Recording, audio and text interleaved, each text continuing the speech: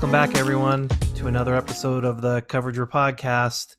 We'll jump right in. I have Ravi Krishnan of Innoveo joining me today, and we're going to be talking about basically cloud-based solutions in this digital environment for the pandemic and how the pandemic's affecting decision-making, and basically what you need to think about as you're sprinting to take your old legacy technology and bring it up to the 21st century, which is more cloud-based. So there's going to be a lot of effort on that regard. Ravi, it's a Saturday. You must be a fairly big insurance nerd to agree to a conversation on a Saturday, but happy weekend. Thank you so much, Nick. And that I am. I definitely would qualify myself as an insurance nerd. But first and foremost, thank you so much for this opportunity. Such conversations are never quote unquote work. I would probably do this on any Saturday, and especially getting this opportunity, having this conversation with you.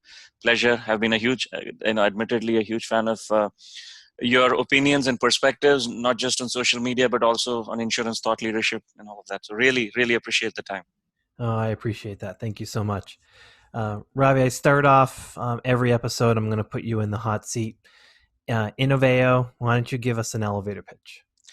Sure. So Innoveo represents one of what I define as the new age of insurance technology companies that have crept up into prominence in the last 18 months. And what I mean by new is that you have heard, or we have all heard about the proliferation of insurtechs that have steadily and in some cases quite exponentially grown in the last 3 years, taking the traditional insurance workflow cycle to the digital platform, to true transformative digital automation.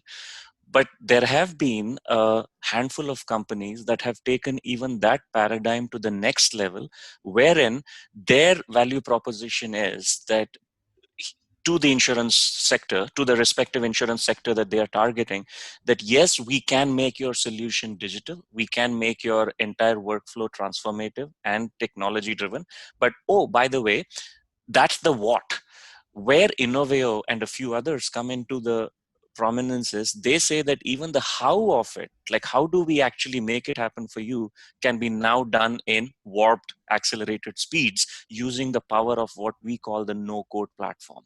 So that's kind of, I know it's a little bit over 30 seconds, but the elevator pitch for Innoveo is that not only do we help you get to your desired destination from a digital transformation perspective, but we actually jumpstart and accelerate the process of getting there by the potency of our no-code platform, by virtue of which you don't anymore have to write, develop, program, codes. You can just literally plug and play, drag and drop templates and configure them, and voila, you have your solution.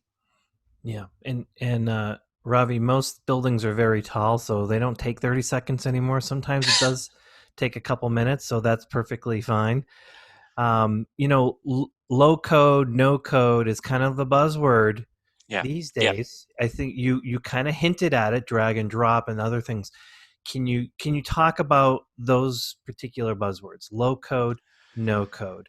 Can you give us maybe a little bit broader definition and talk about the importance of having a platform that is specifically low code, no code?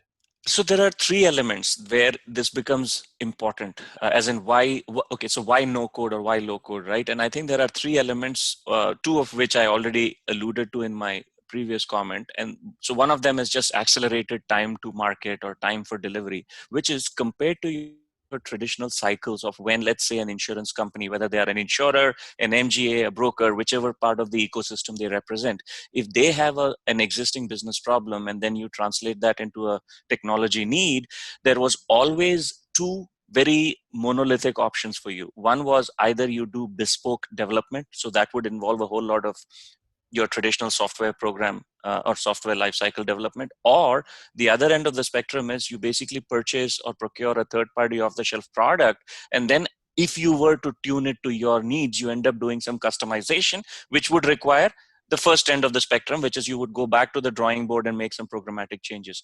What low code and no code, and I'll come to the distinction between the two, if any, in a minute, but what this new concept paradigm represents is kind of the best of both worlds, wherein you still have the ability to customize and modulate what you specifically need as a customer of this technology provider, but you no longer have to treat it as a bespoke project. And I think that's the most important part here. So just the execution of it is number one. Number two, number one being the accelerated time to market, which that then results in.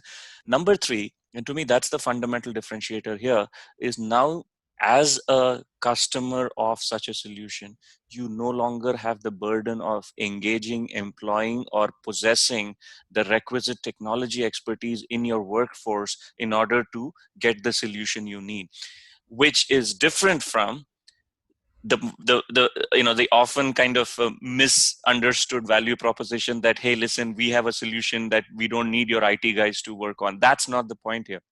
What this does is brings the uh, provision or brings the delivery of an insurance solution to an undifferentiated state where we would need your business analysts, your business requirements providers to be the ones to collaborate with us and allow and enable your IT workforce to focus on more strategic needs that are important for your organization.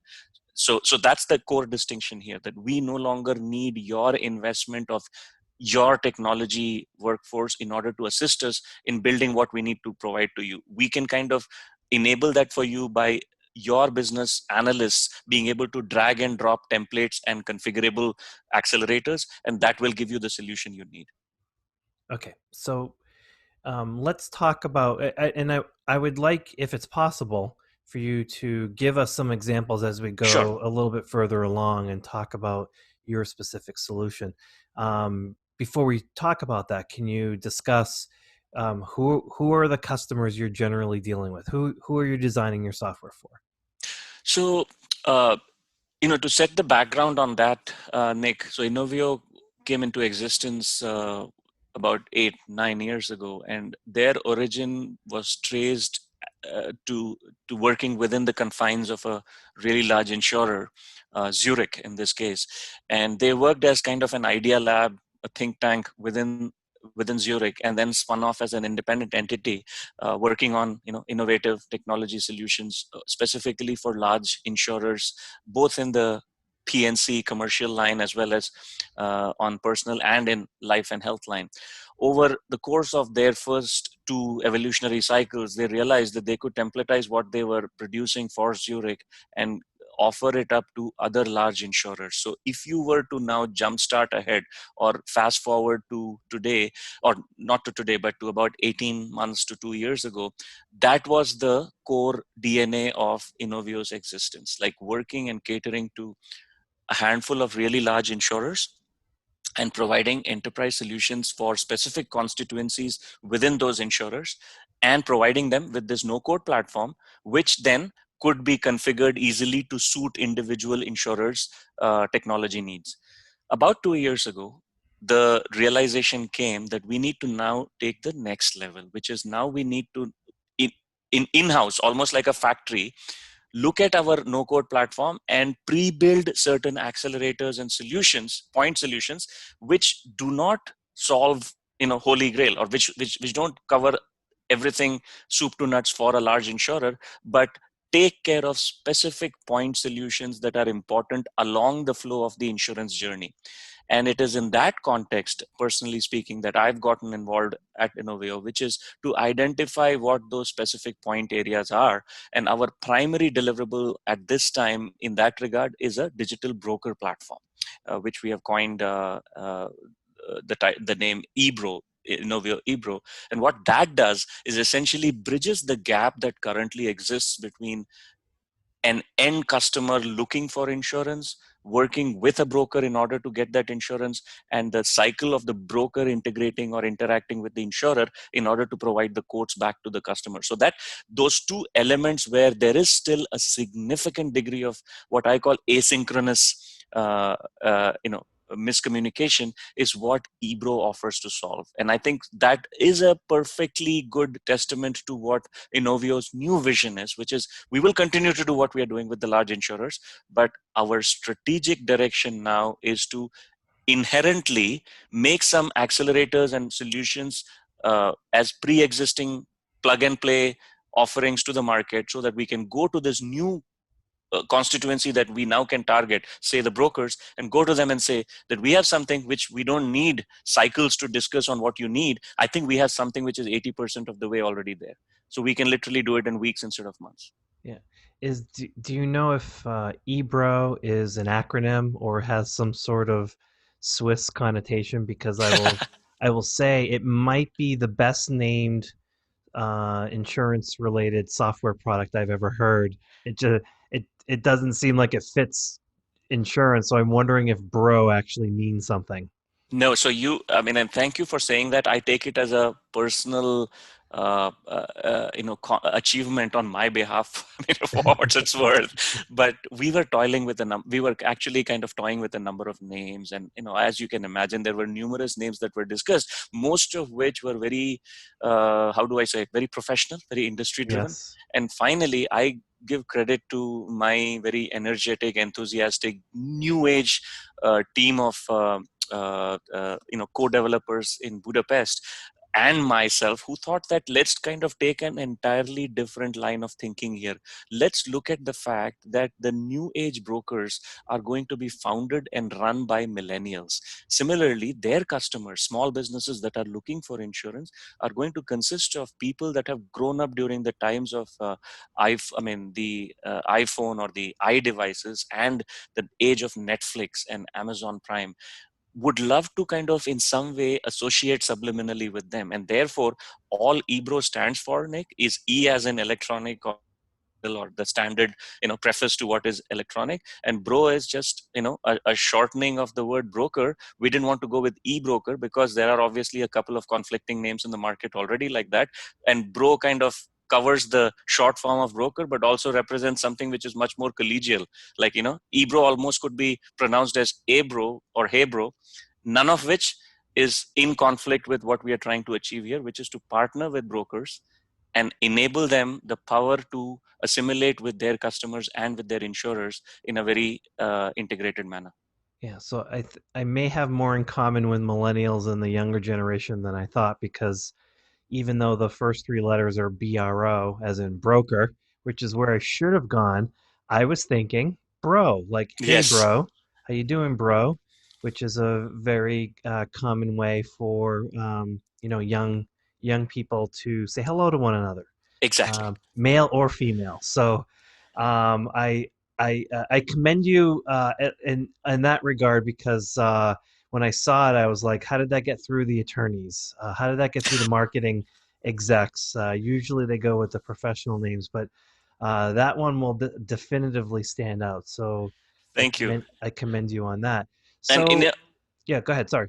Yeah, and on that, I would just say, and this is again to further certify that this is not revisionist history here, but we really came up to two finalists. One was Ebro, the other was Digibro, which is what we kind of had to run Yes. by management and advisors. But I was very strong in my opinion that Digibro reminded me of a television company, founded in the 1980s. So that's kind of what the name Digibro suggests, or one of those huge computers that were locked up in some factory in the late 80s. And to me, Ebro represented much more of what common modern colloquial terminology is, and that's why we stuck with that. Yeah. Very nice. Very nice. So I generally ask this question for when I'm interviewing folks that are creating enterprise related software geared towards, it doesn't even have to be insurance carriers, just big time insurance companies.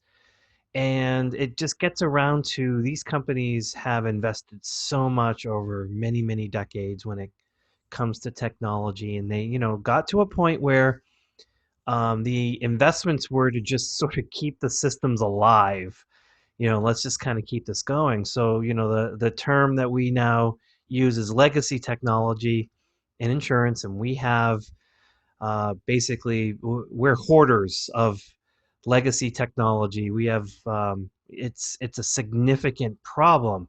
So when I talk to folks that deal with enterprise software, where the insurance business is their main customer, I still struggle trying to understand, having had my hands dirty in legacy technology.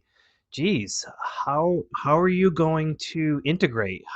What's that engagement going to look like? Because I've seen so many engagements, and they a lot of them just fall off the rails because they just cannot crack the nut of the past legacy technology. So how do you deal with that? How do you deal with companies that you interact with that have significant legacy technologies issues? What's an engagement with Innoveo look like?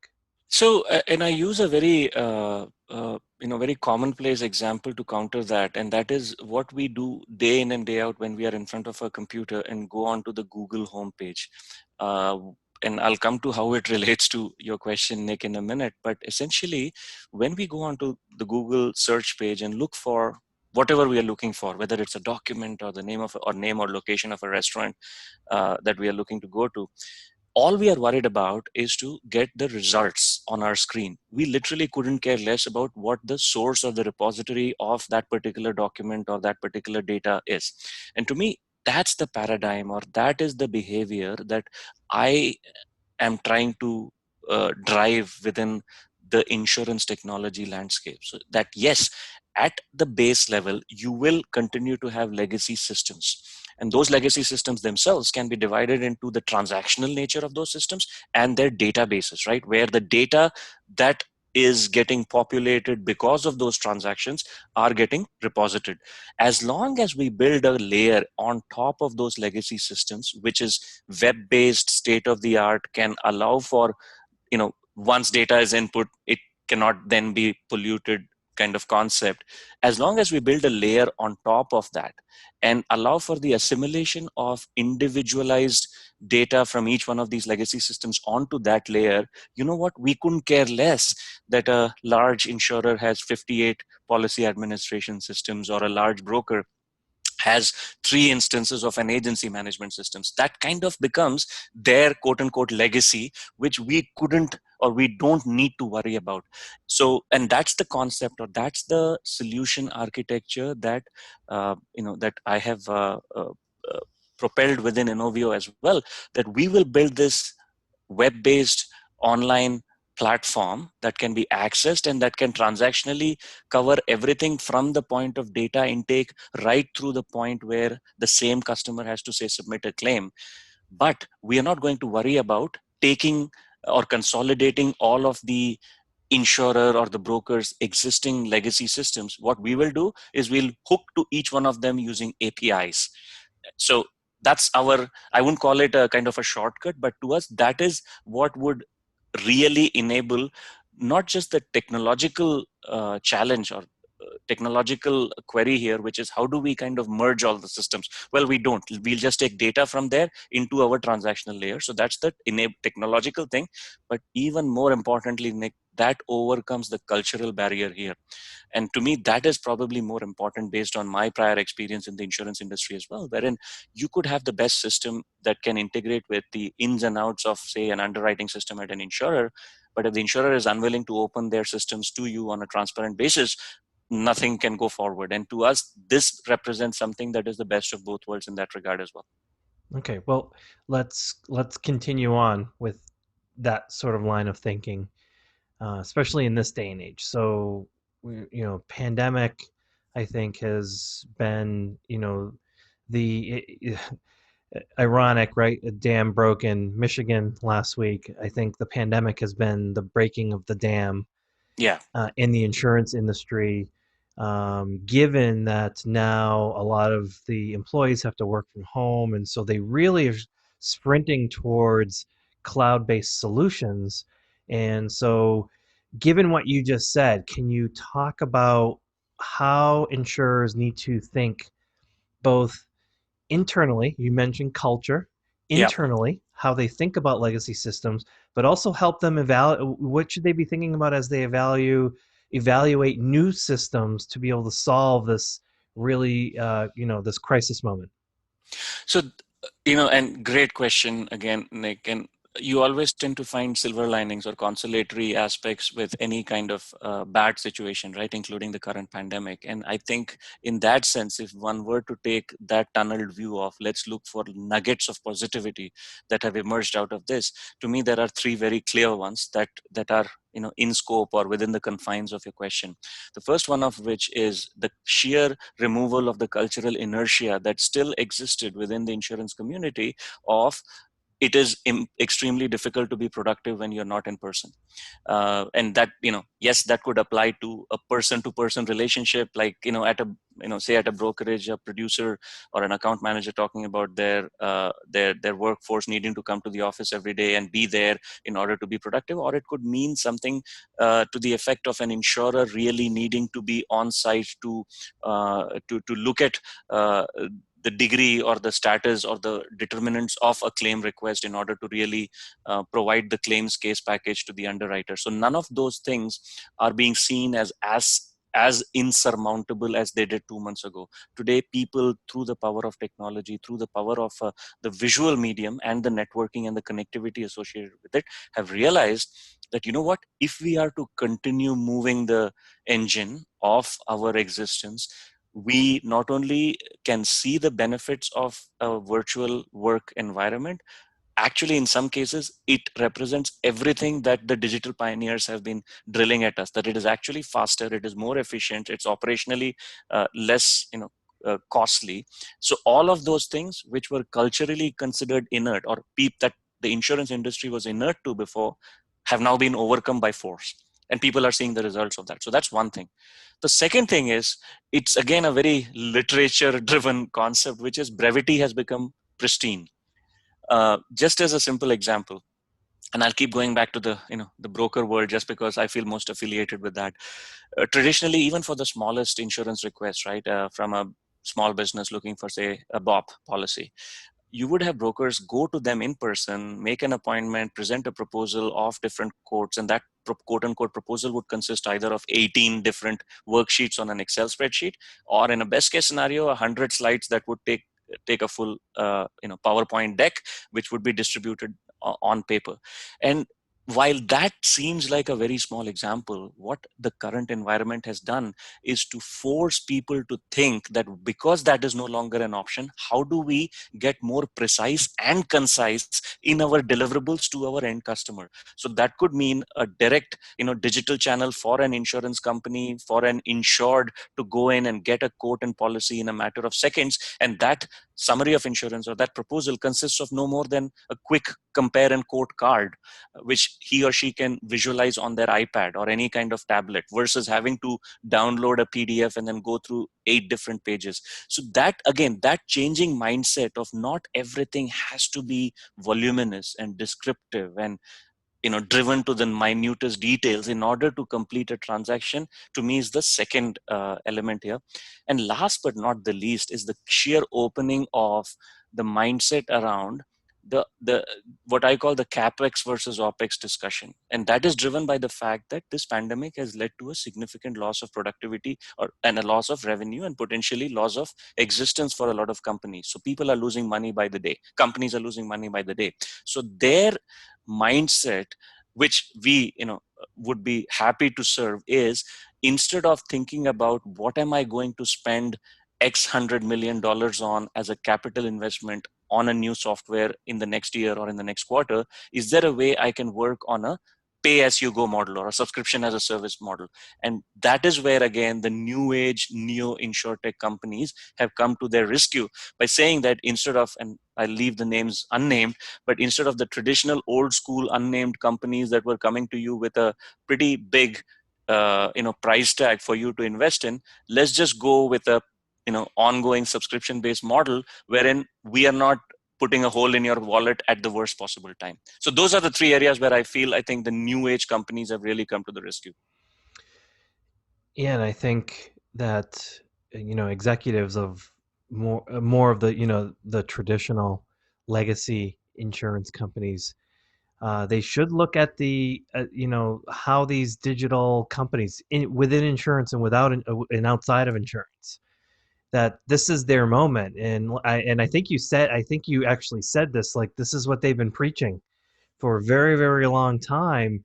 The pandemic sped it up, but a lot of these companies were already incredibly successful in a digital environment, and now they will be, for those that are that I think for those that cannot raise their digital bar up, they're gonna the value of their companies just gonna languish, right? And it's like it's what we've been preaching for so long for these insurance companies. They have to stop thinking of themselves as insurance companies and think of themselves more of a digital player that happens to sell insurance, and it'll have so many more legs. Thoughts on that?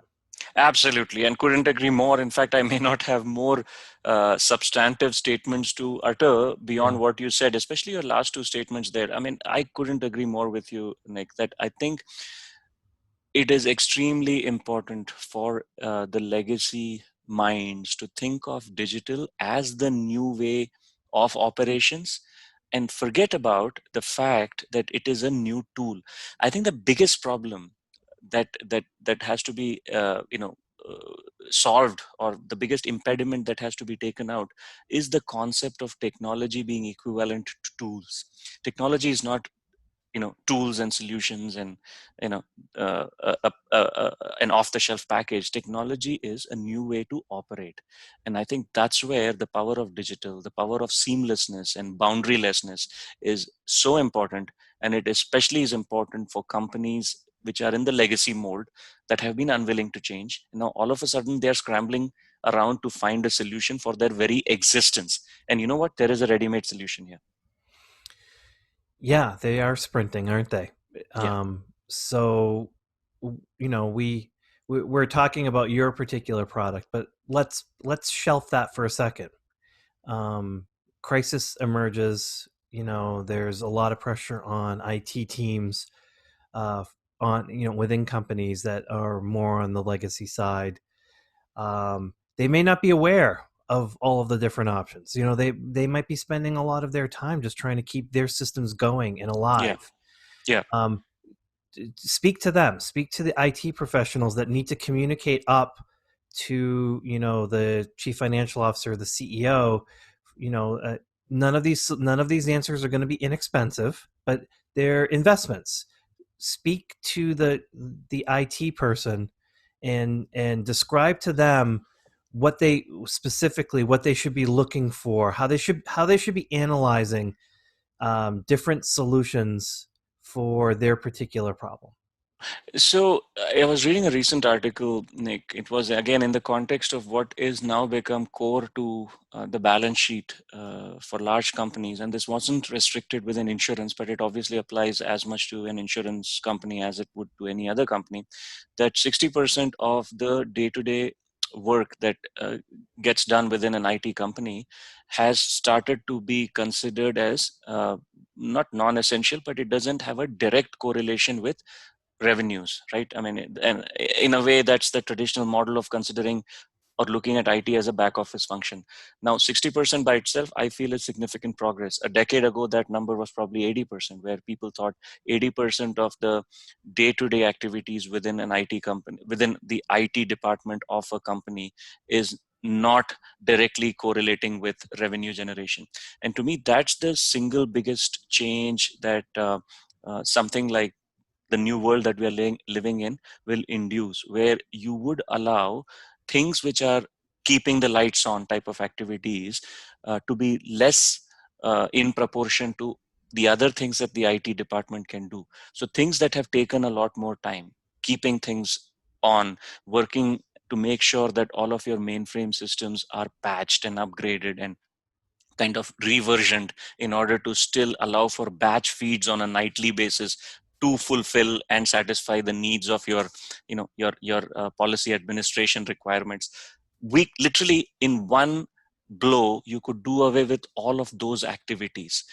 And on top of it, every time you make even a small tweak, like instead of, literally my last comment here, instead of having to worry about patching, reversioning, upgrading your inbuilt mainframe legacy software and then doing a batch feed of data into your transactional system, you replace that whole definition that I just said with a web-based software as a service type of a solution, which is batched, upgraded, reversioned by the company that is providing that software. And oh, by the way, you don't do it in batch mode, you're doing it in real time. The synchronization is happening in real time. Now all of a sudden you've completely eliminated the additional latency that was involved in the previous process, thus now enabling your IT workforce to focus on more strategic activities. What they can then put their very, I feel, hard earned and high IQ capabilities, which is to think bigger, think more innovatively, is now we have data. What do we do with this data? How do we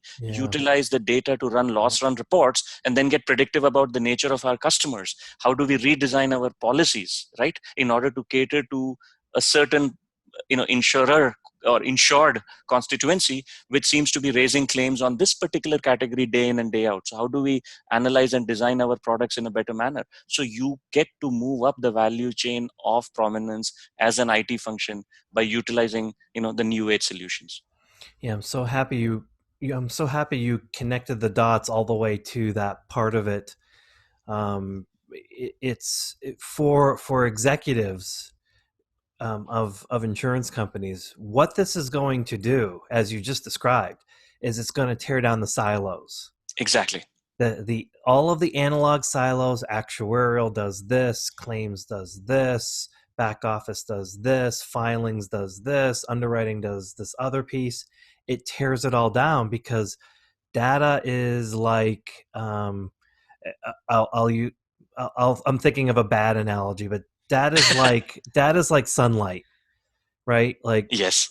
you it will get through. Like it will go through blinds. You can't stop it. It's and what that data does, because it's so I don't know, so penetrating, is it'll be extremely difficult to basically not have the marketing team communicate with the claims team, right? Like it'll be very easy for the claims team and the marketing team to sit down and say, this natural catastrophe occurred, and what did we learn about that, and how can we use that, all the way to product development. That, to me, that's like, you keep thinking, second order, third order effects. To me, that's going to be the gigantic one that executives should be like ecstatic, doing cartwheels over. Is I'm going to be able to tear down these silos, and we're going to be able to run a much more effective business where data then can flow between departments, and we can actually do more. We can create more solutions, better solutions. That's the promise of this digital movement. Thoughts? Uh, Again, 100% agree with you, Nick. In fact, I had a comment on that, and which kind of also turns into a question, which is the translation of that versus what is still very much the status quo, is that in a lot of legacy companies in the insurance industry, the the faculty of innovation, right, whether it's a chief innovation officer or someone who's responsible for innovation, seems to be a siloed function, which from an Mm-hmm. HR perspective seems to report into marketing or to operations. And wherever it is, where it is not, is in the traditional IT area.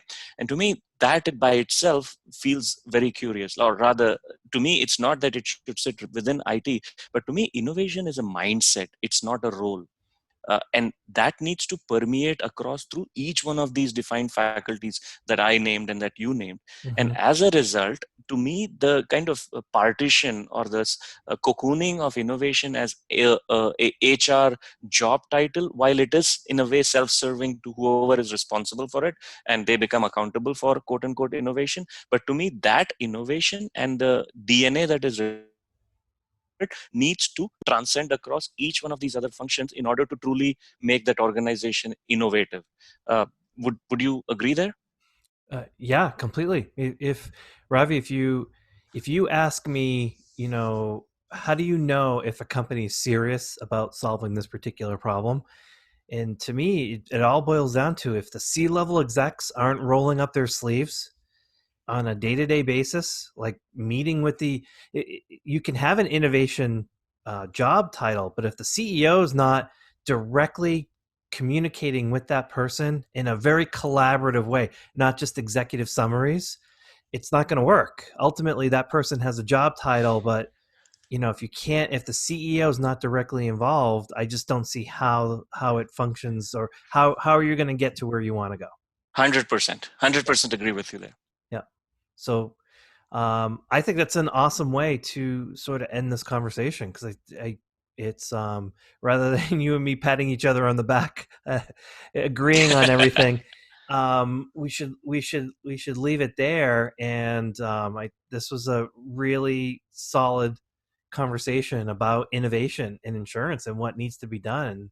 Thank you so much for geeking out with me on a Saturday afternoon, Ravi. Absolutely no problem. In fact, much appreciated. It was an exhilarating session, as has always been the case, Nick. Again, as I said, I've been a reader of your material online and all of that. So got an opportunity to converse with you. Really appreciate that, and had a great time doing this. Yeah. So for everyone that's listening, of course, continue to stay safe. We're now they're unlocking us. So I'm now seeing folks going out to dinner or whatever, but that does not mean you should not be safe. Continue to have social distances where appropriate, wear your mask, always wash your hands, stay clean.